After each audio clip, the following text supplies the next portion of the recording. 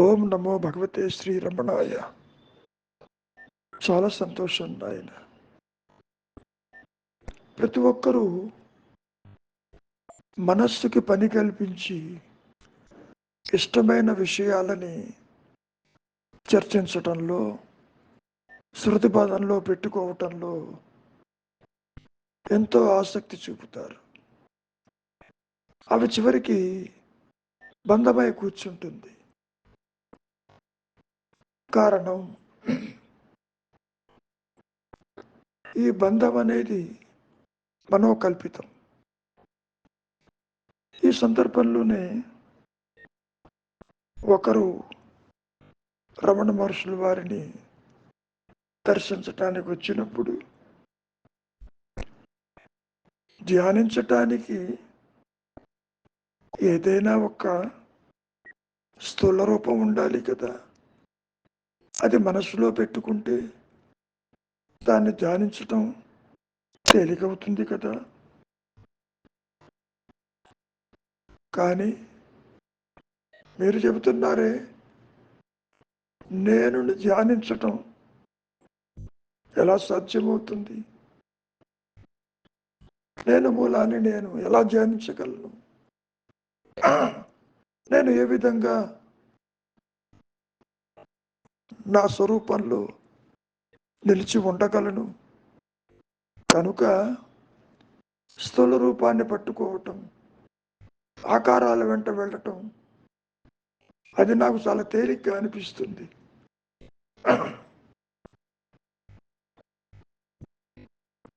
ఊరికే ఉండటం అన్నా, మూలంలో నిలిచి ఉండటం అన్నా అది నాకు చేత కావటం లేదు. కర్మాచరణ తేలిగ్గా అనిపిస్తుంది. ఆలోచనల వెంట వెళ్ళటం తేలిక అనిపిస్తుంది.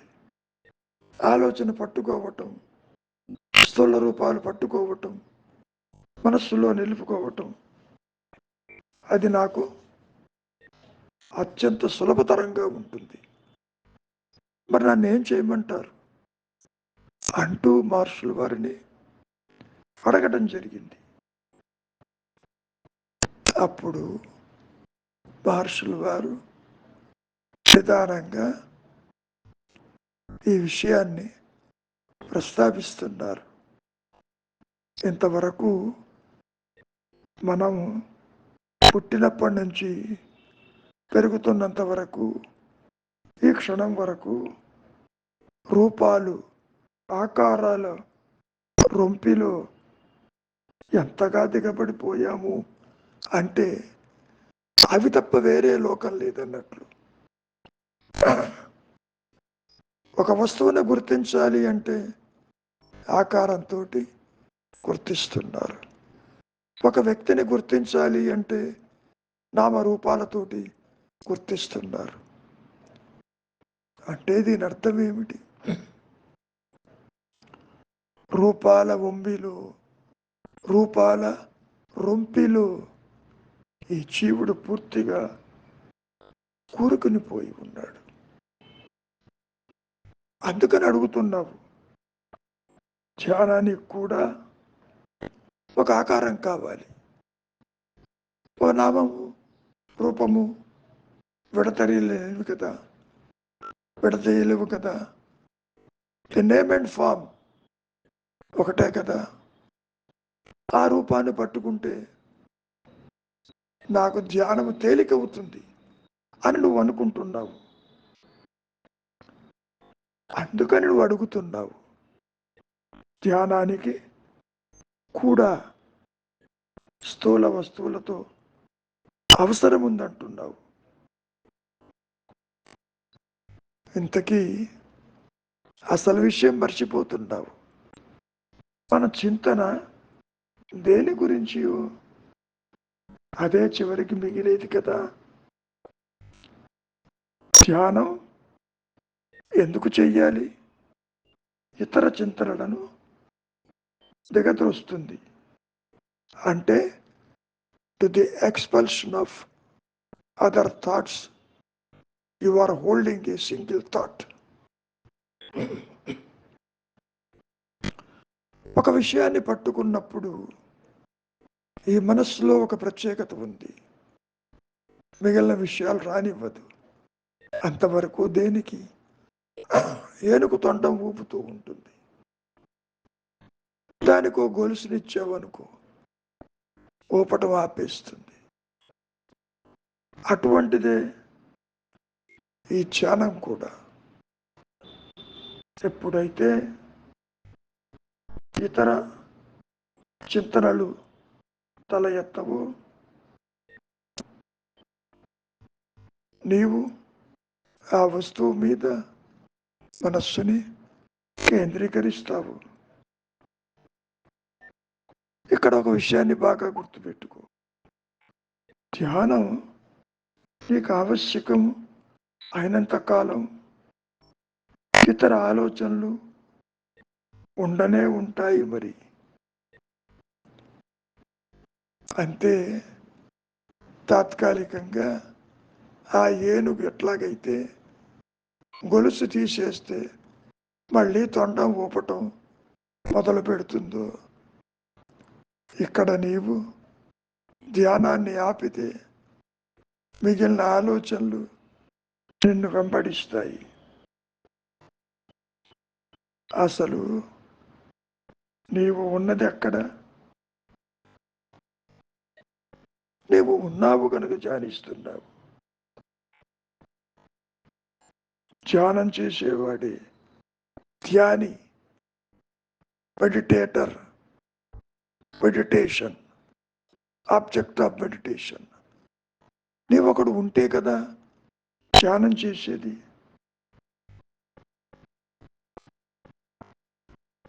ఇక్కడ ఒక చక్కటి విషయం రమణ మహర్షులు వారు ప్రస్తావిస్తున్నారు.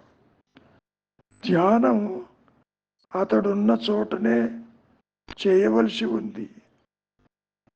ఉన్న చోటంటే ప్రదేశము కాదు, నీ సహజత్వము.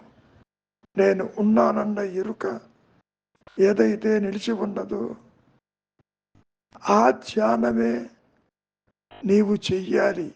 చెయ్యాలి అంటే ఉండాలి, అంతేగాని బాహ్య చింతన కాదు అంటూ హెచ్చరించారు. దీని అర్థం ఏంటి? ధ్యానం అనేది నీవు ఎక్కడైతే ఏ చోటునైతే చేయవలసి ఉందో మరి మిగిలిన ఆలోచనలు రావు కదా. ధ్యానం ఇతర ఆలోచనలు తొలగజేస్తుంది. దాని అర్థం మూలంలో నీవు పూర్తిగా మగ్నం కావాలి, అన్య చింతన విడనాడాలి, చింతావిహీనం కావాలి. ఆ విధంగా నీవు మూలంలో మగ్నమైనప్పుడు అప్పుడప్పుడు ఏ విధంగా ఉంటుందో తెలుసా? ఆ మగ్నత నిద్రలో, మృతిలో, మూర్ఛలో వలె అయత్నంగానే అది లభిస్తుంది కదా. నిద్రపోవటానికి నీవు ఏ ప్రయత్నం చేస్తున్నావు? నిద్ర ముంచుకొచ్చిందంటావు. ముంచుకొచ్చింది నిద్ర కాదు. నిద్రలో ఉన్న ఆత్మస్థితి ఎప్పుడూ ఉన్నది. నీవు చింతావిహీనమైనావు అంతవరకే. ఎప్పుడైతే నీవు అన్నీ తెలిసి ఉండి మూలంలో ఉన్నానన్న ఎరుకలో మగ్నం కావటమే నిజమైన చింతన, అదే ఆత్మచింతన, అదే అహంస్ఫురణ. అది కనుక నీవు నిలిచి ఉండగలిగితే, సాధించగలిగితే, బాహ్య విషయాలని వదలగలిగితే నీకు మృతి మూర్ఛాదులకు భయం కూడా అంతరించిపోతుంది కదా. నిద్ర తాత్కాలిక మరణము శాశ్వత నిద్రని మనం ఎన్నోసార్లు చెప్పుకున్నావు. ఈ అహంకారము అనుక్షణము పుడుతూ నశిస్తూ ఉంటుంది. ఆలోచన వచ్చినప్పుడు పుడుతుంది, ఆలోచన లేనప్పుడు అది అంతరించిపోతుంది. అహంకారం పుట్టుకే జీవుడి పుట్టుక. అహంకారం తల ఎత్తకపోతే జీవుడి మరణమే కదా. ఇక్కడ నీకు మరణం అంటే భయం ఎందుకు? వాసన వల్ల, కోరిక వల్ల, బంధం వల్ల ఇప్పుడు ఉన్న స్థితిని వదులుకోవడానికి ఇష్టం లేకపోవటం వల్ల.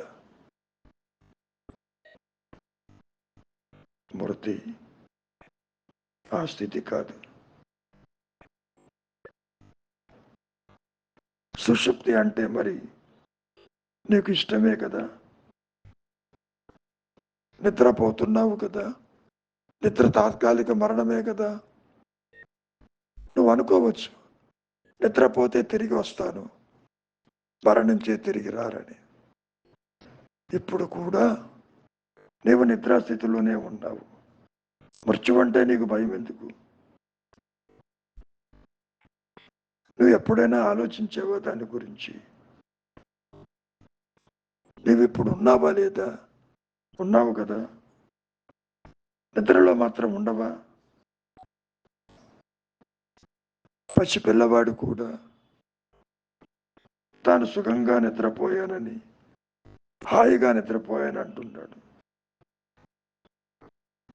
అది తనకు తెలియకున్నప్పటికీ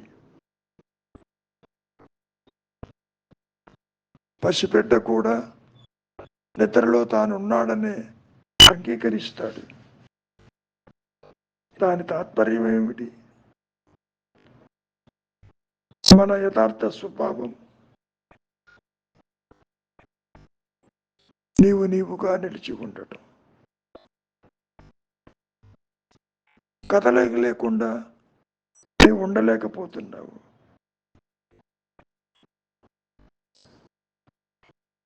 ఈ ఎరుకకు కొన్ని ఎల్లలను కల్పించుకుని నిద్రలో ఆపాదిస్తున్నావు. అంటే నాకేమీ తెలియటం లేదు, ఈ జగత్తు దేహాదులు నీకు ఇక్కడ చింతన రూపేణ రావటం వల్ల పరిమితమైన జీవుడిగా అనుకుంటున్నావు. ఈ సాపేక్షమైనటువంటి ఈ రిలేటివ్ నాలెడ్జ్ని, ఈ అభాస కాంతిని నీవు ఆత్మగా పరిగణిస్తున్నావు.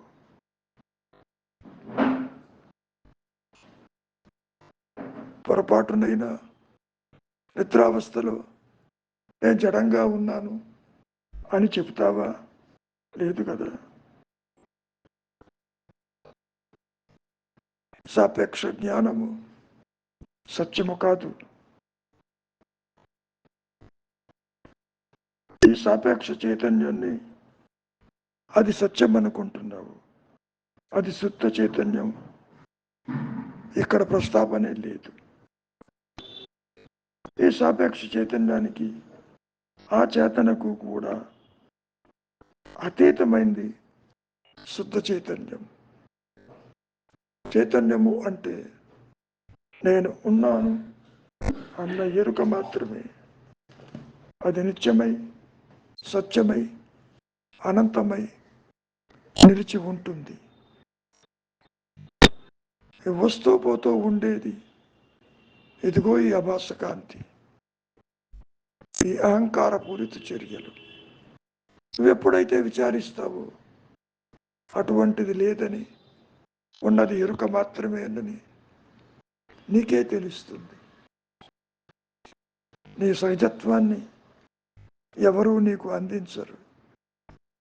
ఆకాశం నుంచి ఊడిపడదు. నీవు ఎన్ని కర్మలు ఆచరించినా నీ సహజత్వము ప్రకాశించదు. అహంకారము తల ఎత్తక ముందు కూడా అదే ఉన్నది. తల ఎత్తిన తర్వాత అదే ఉంటుంది, నశించిపోయినా అదే ఉంటుంది.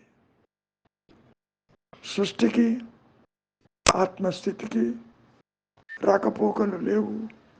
ఏ ఋషి చేతను నిర్మించబడలేదని కూడా రమణ మహర్షులు వారు చాలా స్పష్టం చేశారు.